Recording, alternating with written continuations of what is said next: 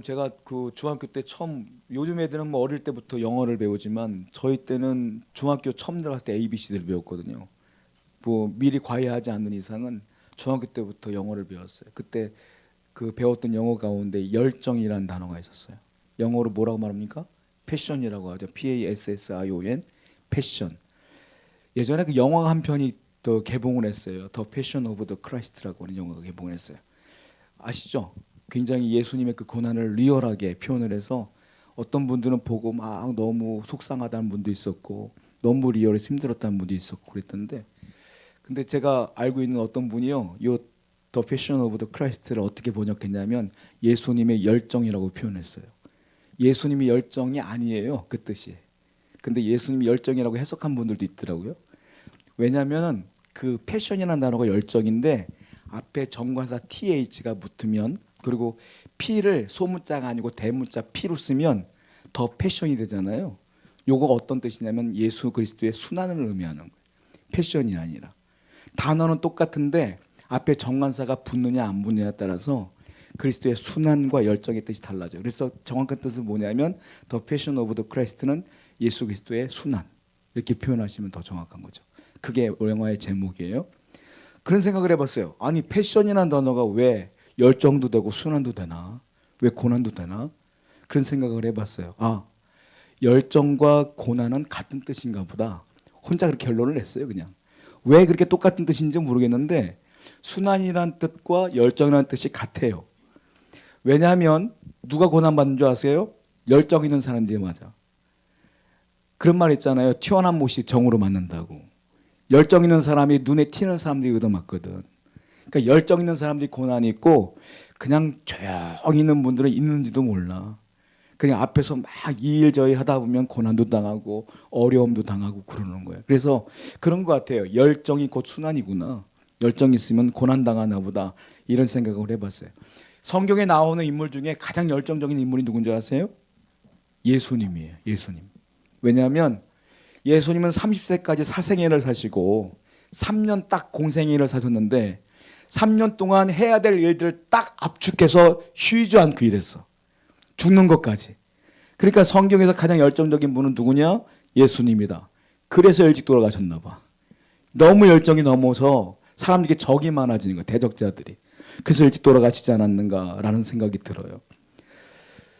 반대 세력이 늘 있거든요. 열정적인 사람들에게는. 그리고 또 예수님 제외하고 예수님이 12제자 가운데에 가장 열정적인 사도가 누군지 아세요? 야고보예요. 야고보. 베드로, 야고보, 요한. 세 사람이 A급이거든요. 거기다가 그 요한과 야고보는 형제예요. 성격이 좀 달라. 요한은 우리가 알고 있는 것처럼 앞에 잘 안 나서. 근데 야고보는 열정의 사도야. 아주 열정적인 거야. 두 형제 중에 야고보가 아주 열정적이다라는 거예요.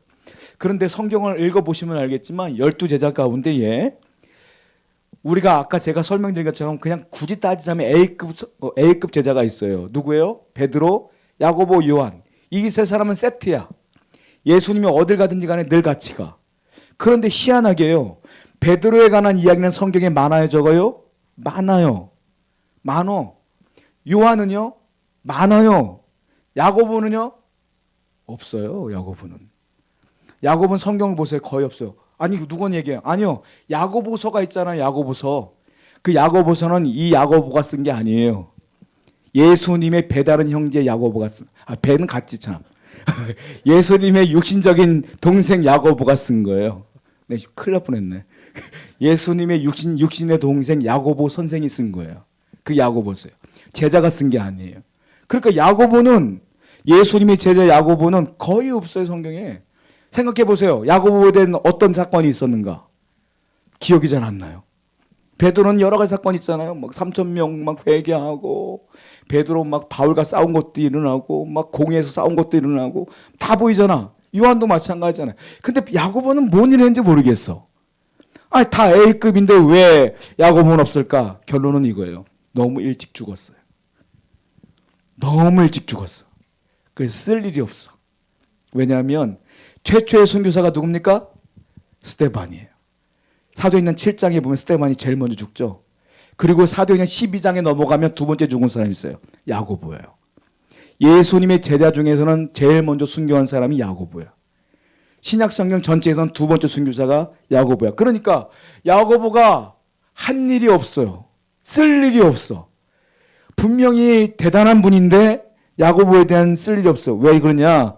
너무 일찍 죽었다. 왜 그러냐? 너무 열정적이었다. 그래서 일찍 죽었다라고 보시면 돼요. 야고보는 헬라어로 보게 되면 이아코보스라는 단어를 써요. 야고보의 본명이 이아코보스예요. 근데 그거를 한국말로 그냥 번역한 게 야고보야. 원래는 이아코보스예요. 그 야고보를 구약 성경에 뭐라고 말하는지 아세요? 야곱. 야곱, 헬라어는 야고보, 히브리어는 야곱. 그러니까 야곱하고 야고보가 똑같은 거예요. 우리가 알고 있는 야곱 있죠? 이름이 야고보요. 또 똑같은 이름이 있어요. 구약엔 여호수아, 신약에서는 여호수아가 예수. 똑같은 거예요. 그러니까 야고보와 야곱과 똑같다. 근데 그러고 보니까 공통점이 있어요. 야곱도 열정적이야. 야곱 되게 열정적이잖아요. 어떻게든 그냥 돈 끌어모으려고 어떻게든 장자권 먹으려고 그냥 팥죽 한 그릇 쪄가지고 맛있었는지 맛없었는지 모르겠어요. 야곱이 요리를 잘했는지는. 근데 열정적이야. 뭐 가지려고. 야곱도 열정적이고 야고보도 열정적이야. 이거 보니까 좀 공통점이 있지 않는가라는 생각이 들어요. 그런데 야고보가 또 얼마나 열정적이냐면 야고보의 집이 부자예요. 야고보와 요한은 형제인데 직업이 어부예요. 어부인데 그냥 먹고 살기 위해서 사는 어부가 아니라 쉽게 말하면 조그만 배 한 척 갖고 사는 어부가 아니라 배를 굉장히 많이 굴리는 집이야. 그러니까 어업지, 그러니까 그 지역에서 가장 크게 하는 어업지야. 그러니까 함께하는 종들이 많아. 예를 들어볼까요? 이런 거예요. 마가복음 1장 20절입니다. 시작.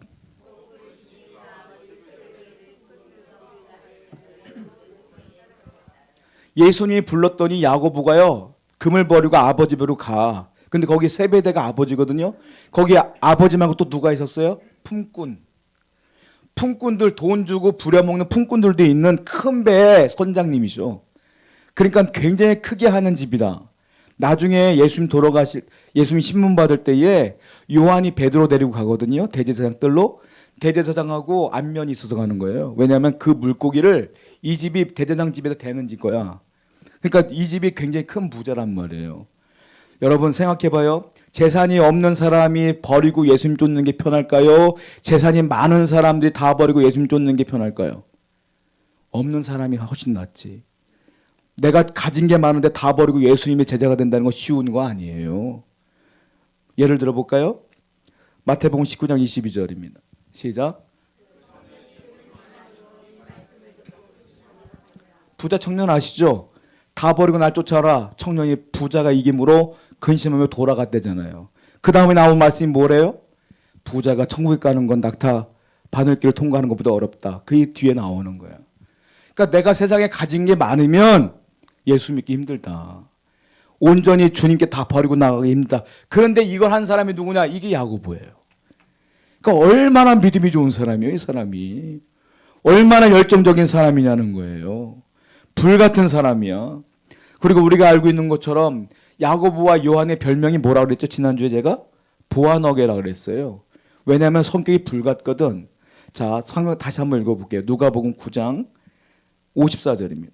시작.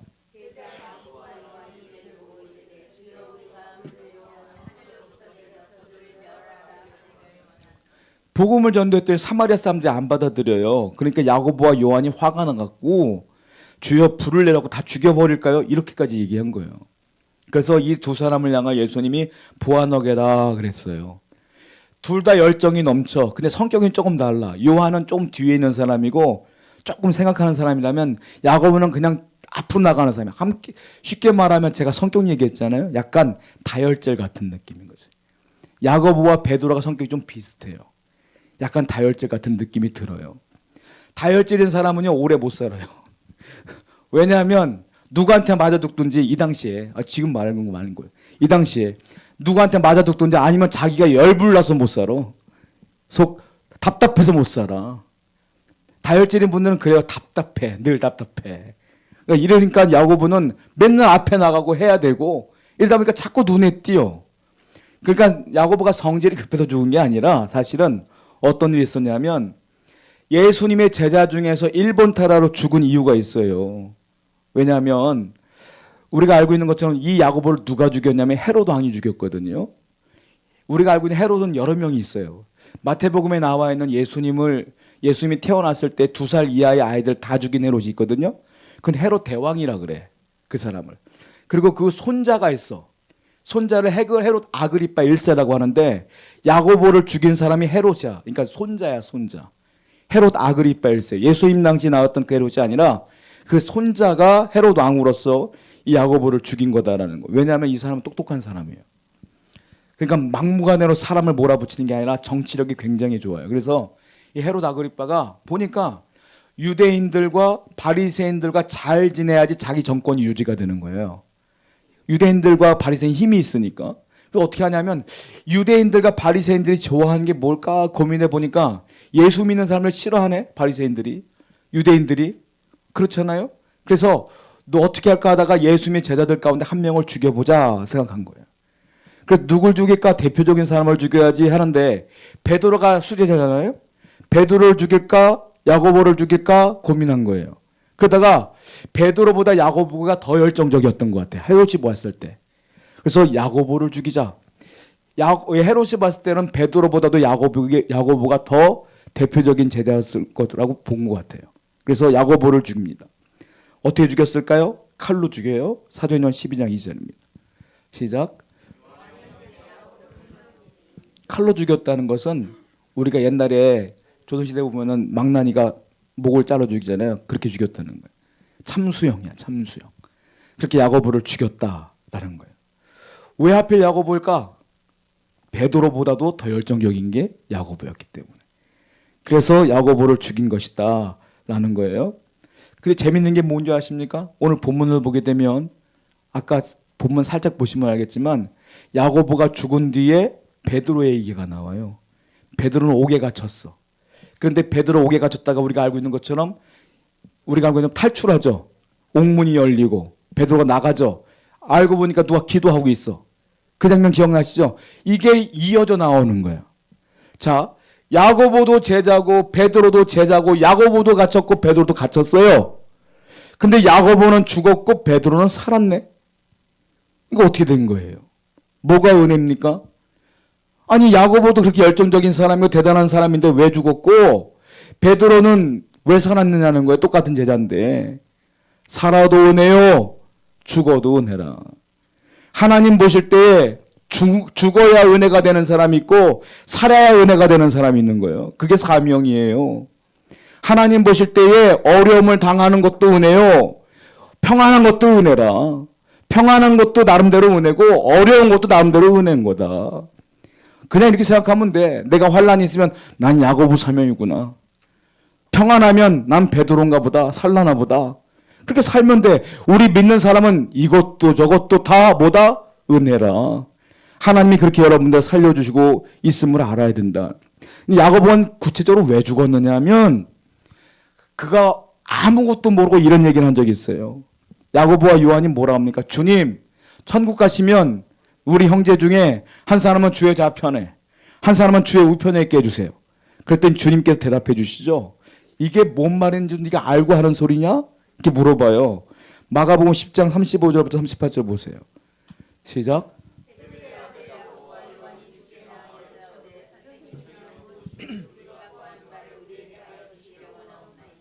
이르시되 너에게 무엇을 하여 주기를 원하느냐?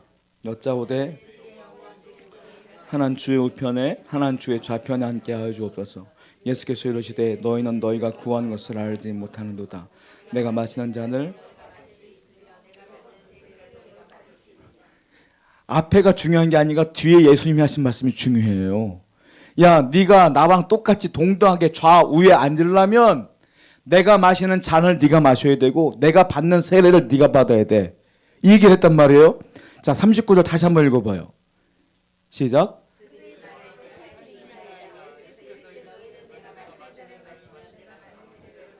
뭐라 그랬어요? 할 수 있습니다.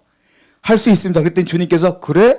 그러면 내가 마시는 잔을 너도 마시고 내가 받는 세례로 너도 받을 거야. 이랬어요. 서원한 거야.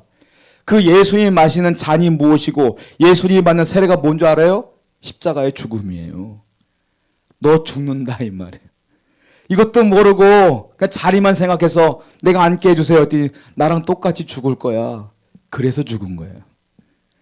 그래서 죽은 거야.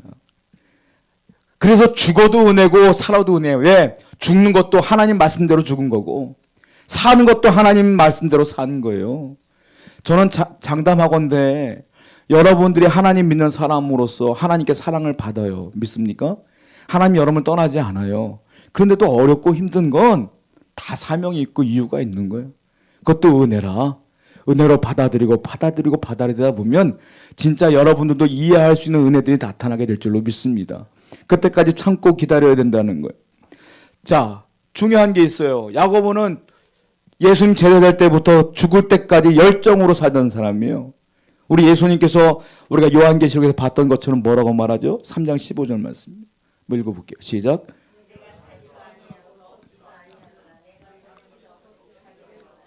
우리도 야고보처럼 사지 말고 애매하게 미지근하지 말고 뜨거운 성도로서 살아가는 여러분 되기를 축원드립니다.